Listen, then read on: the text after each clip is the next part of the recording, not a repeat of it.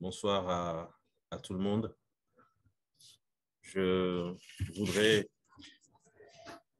d'abord saluer tous ceux qui sont sur ce webinaire avec nous, remercier tous ceux qui nous suivent et remercier ceux qui ont pris l'initiative de nous réunir de façon périodique afin de parler de la vie de la nation.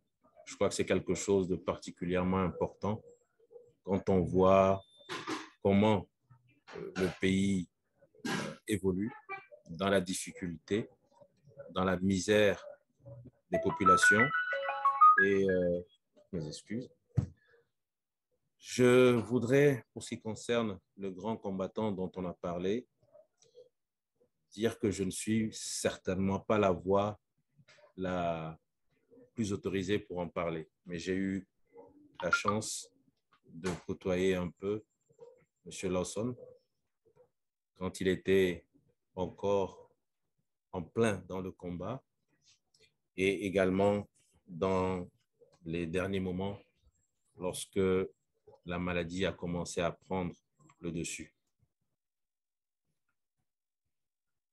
Ce que je retiens de lui, surtout après avoir eu des discussions avec d'autres personnes le concernant, des personnes qui ne sont pas forcément du même bord politique. Je crois que de façon unanime, tout le monde reconnaît que c'était un grand homme politique. C'était quelqu'un qui, par son langage, pouvait rassurer même ses adversaires politiques. Je pense qu'on peut retenir de M. Lawson également que pour lui, lutter pour l'avènement d'un Togo nouveau, ce n'est pas lutter contre des ennemis togolais. Pour lui, avoir des adversaires au plan idéologique, ça reste uniquement des adversaires et non pas des ennemis. Et je crois que c'est quelque chose de très important sur lequel nous devons militer dans ce pays où parfois certains présentent les adversaires politiques comme étant des ennemis. Je l'ai personnellement vécu. J'ai eu le sentiment que des adversaires politiques, en tout cas ceux que moi j'estime être des adversaires politiques, m'ont considéré ou me considèrent comme des ennemis. Et je crois que c'est quelque chose qu'il faut dénoncer, surtout quand on a pour ambition de reconstruire le tissu social. Au Togo, le tissu social est particulièrement délabré. Cela a été même reconnu par un ministre du parti au pouvoir. Et si nous voulons apporter le changement, et je crois que c'était l'ambition de M. Lawson, Patrick, il s'est battu pour apporter le changement au Togo, pour qu'un nouveau Togo puisse voir le jour.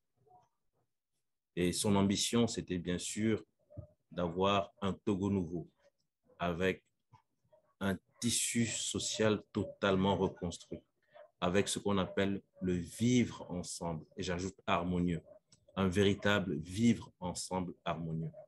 Un petit pays avec autant de ressources devrait offrir beaucoup plus de paix, beaucoup plus de joie dans les cœurs.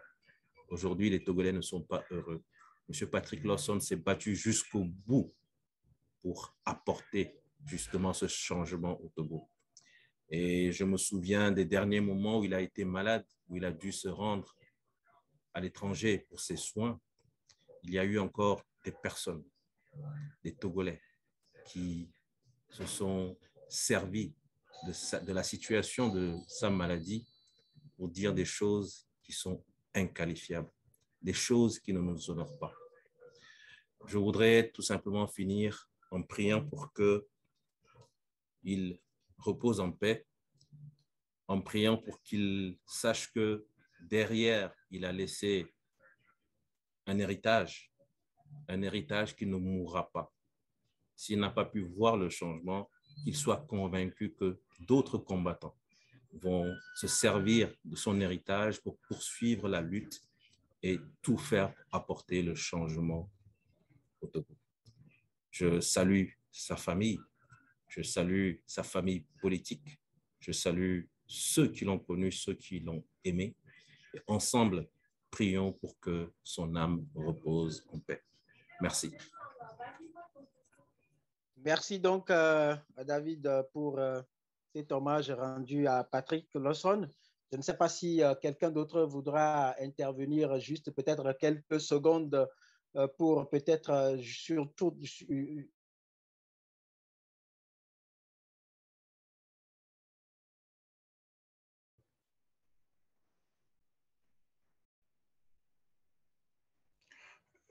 En complément de ce que vient de dire David, hein, nous sommes, nous, à Togo Debout, et particulièrement ma famille, parce que Patrick Lawson est mon oncle, et nous sommes profondément touchés parce que Patrick reste dans toute l'histoire de notre combat et principalement la mienne, un guide avisé, quelqu'un de très diplomatique, quelqu'un de très attentionné, qui est toujours à l'écoute, qui était toujours à l'écoute de toutes les idées, d'où qu'elles viennent, qui savait tempérer un peu la fougue de notre jeunesse dans le temps où nous étions pressés et qu'on ne maîtrisait pas tous les rouages de la vie politique togolaise.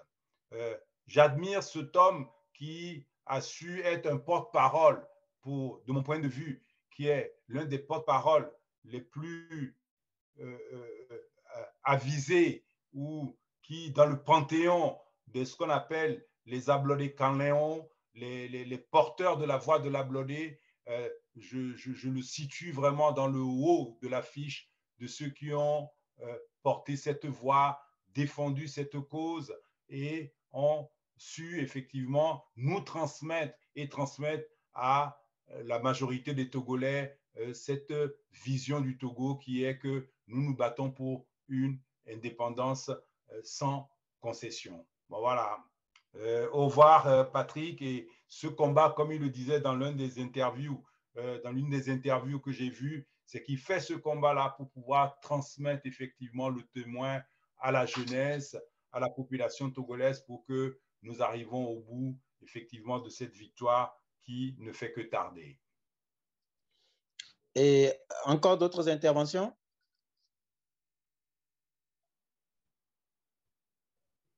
Brigitte a peut-être quelque chose, un mot?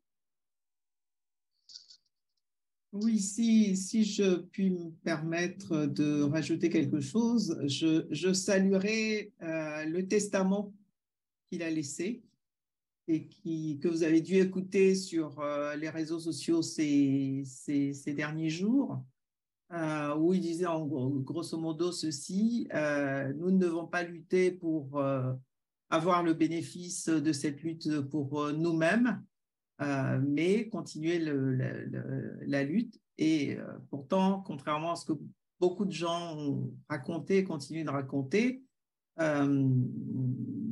son parti a été indexé à plusieurs reprises comme étant des gens qui luttaient uniquement pour leur poche, etc., alors que ce n'est pas le cas.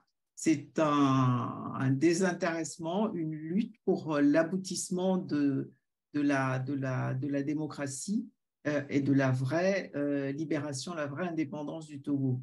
Je retiendrai comme deuxième point également ce qu'il dit, à savoir que même si leur génération ne voit pas l'aboutissement de la lutte, et s'il venait à disparaître, et c'est en cela que je parle de testament, d'autres prendront le relais pour mener cette lutte à la victoire finale.